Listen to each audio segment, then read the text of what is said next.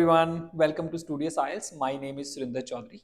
In today's workshop, I'm going to talk about a certain question type in IELTS reading, that is answering the short questions. Sometimes a number of students find it very confusing because they are unable to find the right locations in it. So in this workshop, I am going to walk you through the entire process. How can we track the right locations for these questions and how can we rightly answer it?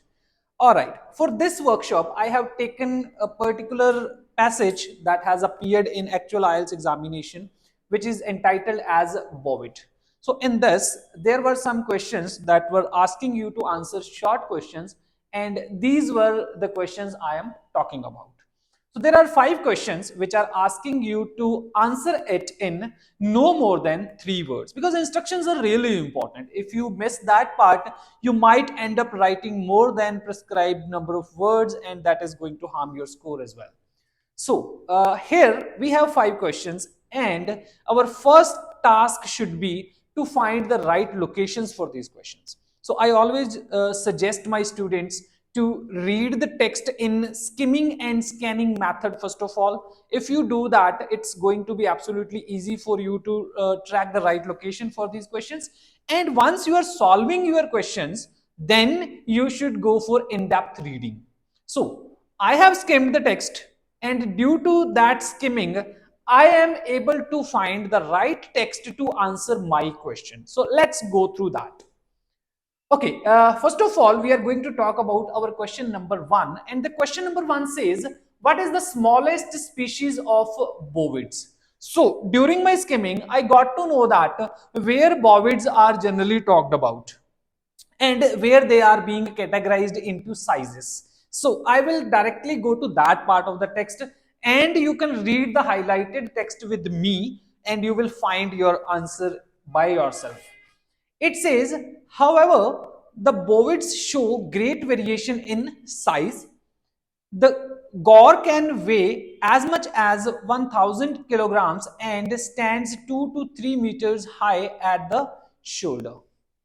The royal antelope at the opposite extreme is only 25 centimeter tall and weighs at most 3 kgs. So they have categorized the heaviest or the biggest bovid as well as the smallest bovid. And in the category of smallest bovid, they said that royal antelope is the one which can be categorized as the smallest one. So let's look at the answer.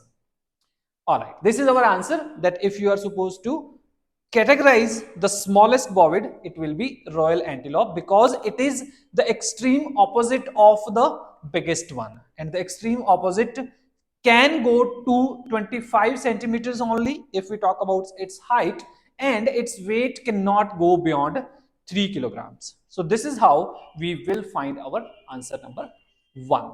Okay, moving ahead,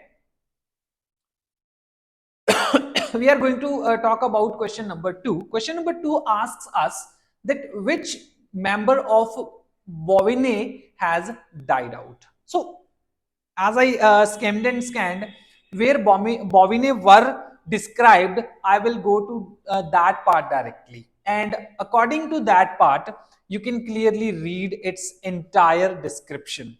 So in this part, it says bovine species are non-territorial. Why is it?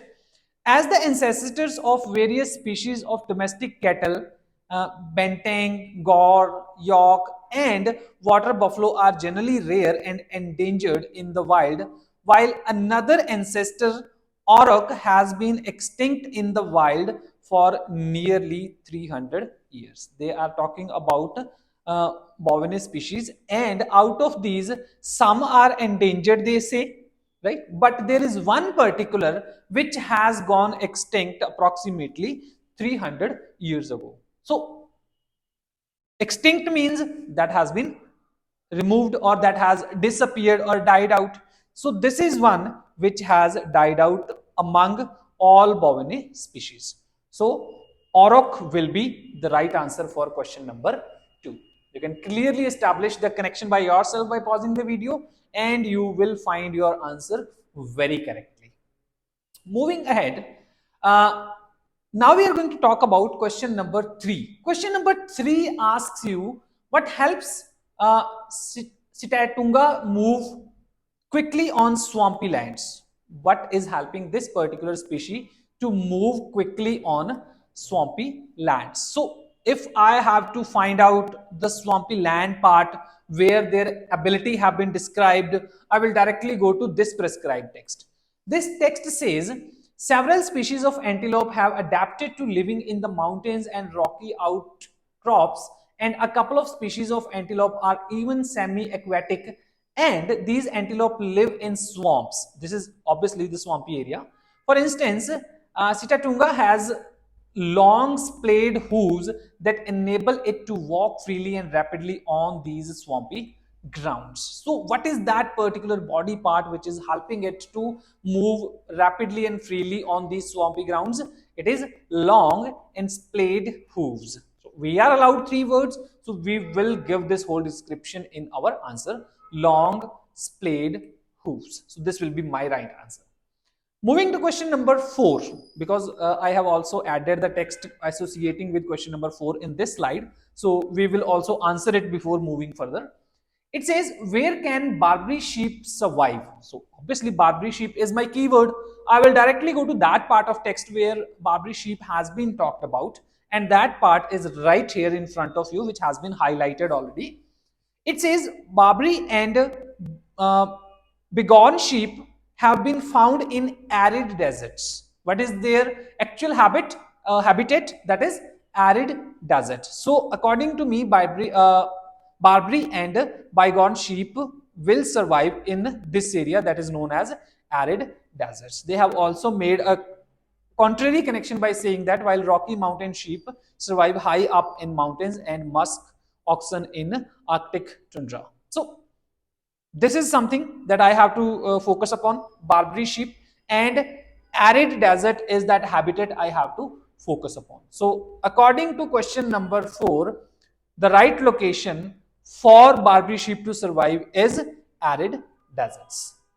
There is your connection of these answers. Pause the video once again, do it yourself, and you will find the right connection.